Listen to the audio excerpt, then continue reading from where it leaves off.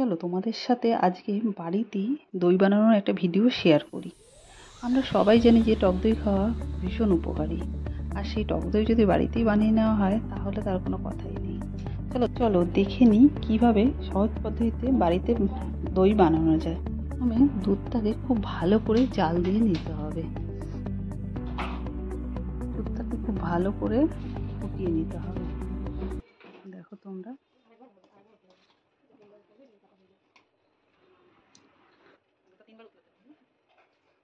এরকমভাবে 3বার উঠবে দুধটা। দুধ জাল দেওয়া কমপ্লিট।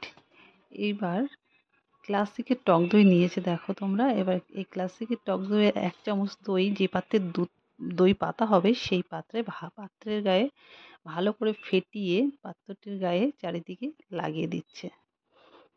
দেখো এরকম ছোট ছোট চীনামাটির হাঁড়ি, খুব সুন্দর লাগছে দেখতে।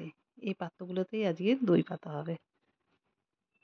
দেখো এরকম 3টে ছোট্ট ছোট্ট চীনামাটির পাত্র নিয়ে নেওয়া হয়েছে, যেগুলো তার দই পাতা হবে। দেখতে দেখো কত সুন্দর লাগছে। চীনামাটির পাত্রগুলোর গায়ে ভালো করে দেখো টক দই ফেটিয়ে লাগিয়ে দেওয়া হচ্ছে। দই পাতার সঠিক নিয়ম জানলে দই কখনোই ফাটবে না, আর দই দিয়ে জলও কাটবে না।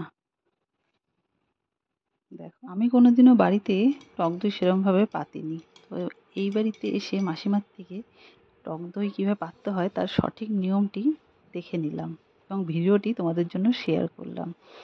এবার দুধটা যাতে আঙুল ডোবাতে পারা যায় এরকম উষ্ণ গরম রাখতে হবে।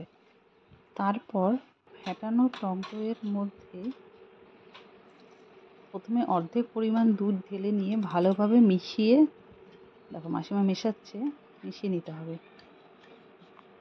ভালো করে মিশিয়ে নিতে হবে অর্ধেকটা পরিমাণ দিয়ে মেশানো হয়ে যাবে। তারপরে বাকি অর্ধেকটা ঢেলে তারপরে আবার ভালো করে মিশিয়ে নিতে হবে। এটা মাসিমাই করেছে, আমি তো জাস্ট ভিডিওটা তোমাদের সাথে শেয়ার করার জন্য তুলেছি। এরপরে ভালো করে মিশিয়ে নিয়ে ঢাকা চাপা দিয়ে রেখে দিতে হবে 6 থেকে 7 ঘন্টা। দেখো মাসিমা ঢাকা চাপা দিয়ে দিচ্ছে। এরপরে এরকমভাবে প্রত্যেকটা হাঁড়ি সেমভাবেই মাসিমা দইটা পেতে দিয়েছিল প্রত্যেকটা হাঁড়িতেই।